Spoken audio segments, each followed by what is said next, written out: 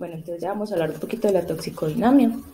El etanol va a actuar sobre la membrana neuronal, ya, ya que este actúa como un agente perturbador inespecífico y va a afectar su permeabilidad y las propiedades de sus componentes lipídicos. Entonces, algunos de los efectos bioquímicos y conductuales causados por el alcohol se deben al aumento de la transmisión inhibitoria mediados por los receptores GABA. La neuroadaptación también induce la regulación a la baja de los GABA y la función excitatoria está dada por la dopamina y el glutamato. También participa directamente en el síndrome de abstinencia alcohólica, que también está medida por el glutamato y la noradrenalina. El glutamato también va a afectar la transmisión de glicina, ya que esto es un neurotransmisor inhibitorio, y lo que va a hacer la noradrenalina, la serotonina y la dopamina tienen una relación con la capacidad reforzadora del etanol y en la conducta a beber. Entonces la dopamina potencia el flujo del calcio, lo que hace responsable del etanol sobre las neuronas dopaminérgicas. También el deterioro de la actividad amnésica, la hipoxia, las crisis convulsivas se van a relacionar con la actividad de los neuroreceptores N-metildiaspartato, que son los NMDA, los cuales van a funcionar a partir de una acción excitatoria del glutamato. También el etanol va a alterar otros procesos celulares de neurotransmisión a través de modificaciones de la activación enzimática de los sistemas de generación de segundos mensajeros. Estos también tienen una respuesta de vasodilatación periférica que es mediada por las prostaglandinas e histamina. Bueno, entonces tenemos la fisiopatología que está dada por una inhibición y una excitación, donde la inhibición está mediada por el GABA y la excitación está mediada por el glutamato. El glutamato va a actuar en diferentes receptores, en este caso va a actuar en los NMDA, y el GABA por el receptor iónico GABA, que al estimularse va a permitir la entrada del cloro de las neuronas y causa una hiperpolarización celular y retarda de esta forma la excitabilidad neuronal. Entonces, cuando hay una exposición crónica al alcohol, se va a producir una disminución del compensatoria del receptor GABA y una disminución en la respuesta frente al GABA. Entonces, esto se evidencia por la tolerancia de los efectos del alcohol, ya que el alcohol ingerido de manera crónica inhibe los receptores de NMDA e induce su regulación al alta. Entonces, asimismo, la abstinencia alcohólica se va a hacer con una reducción en la actividad del GABA y un aumento de la actividad glutaminérgica. Entonces, hay un cese abrupto de la ingesta y se produce una hiperexcitabilidad cerebral por un aumento de la acción del glutamato sobre los receptores NMDA y va a haber poco control del GABA. Entonces, esto va a llevar a los signos y síntomas de la abstinencia. Hay unos estudios experimentales que han evidenciado el aumento del glutamato en el núcleo estriado, en el núcleo accumbens y en el hipocampo.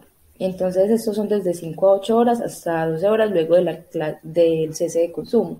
Entonces, la liberación aumentada del glutamato puede ser también una consecuencia de la liberación del calcio intraneuronal. Esto es secundario a la activación de proteína C y va a generar radicales libres, lo que va a producir óxido nítrico. Entonces, cuando se aumenta el glutamato, esto va a generar neurotoxicidad durante un periodo de abstinencia. Entonces, en la fisiopatología es importante tener en cuenta el fenómeno de Kinley, ya que este se refiere a unos cambios a largo plazo que ocurren en las neuronas, después de múltiples ciclos de intoxicación y abstinencia. Bueno, entonces, ¿qué es el fenómeno de Kinley? Estos son diferentes cambios neuronales que se producen a largo plazo después de varios ciclos repetitivos de una abstinencia o intoxicación al alcohol. Entonces, se trata de una sensibilización a la neuroadaptación electrofisiológica que produce mayor riesgo a la estimulación rápida. Esto lo que va a causar son unas progresivas anormalidades en el electrocardiograma o en el área del hipocampo. Esto va a llevar a más producción de convulsiones y este fenómeno también explica por qué luego de múltiples episodios de abstinencia los siguientes tienden a ser peores. Los neurotransmisores adrenérgicos van a aumentar durante la abstinencia. Esos son los receptores alfa-2 y tienen una sensibilidad reducida en el estado temprano del síndrome.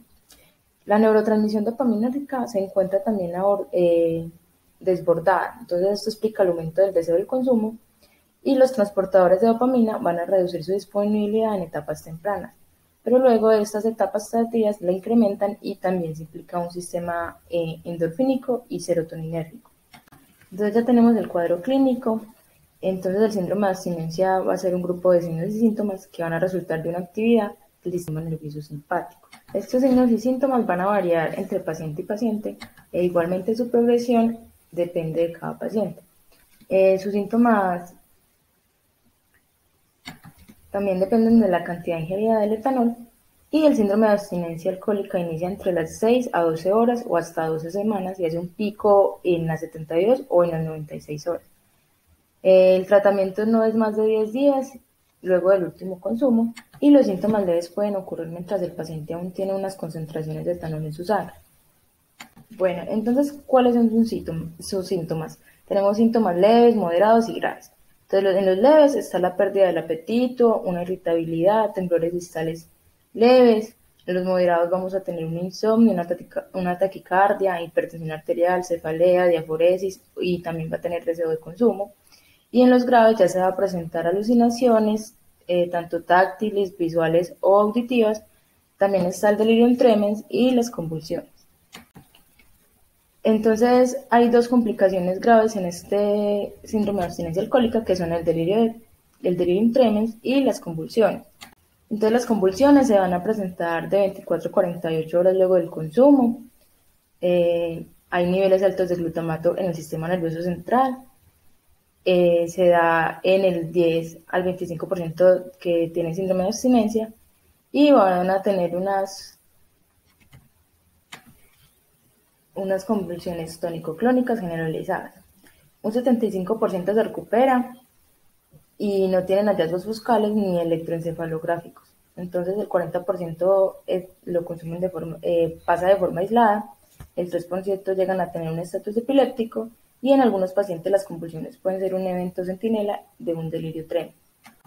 Entonces, ¿qué es un delirio tremens? Es un delirio tembloroso, es una complicación muy seria, se da en las 48 a 96 horas o hasta 2 semanas después del consumo.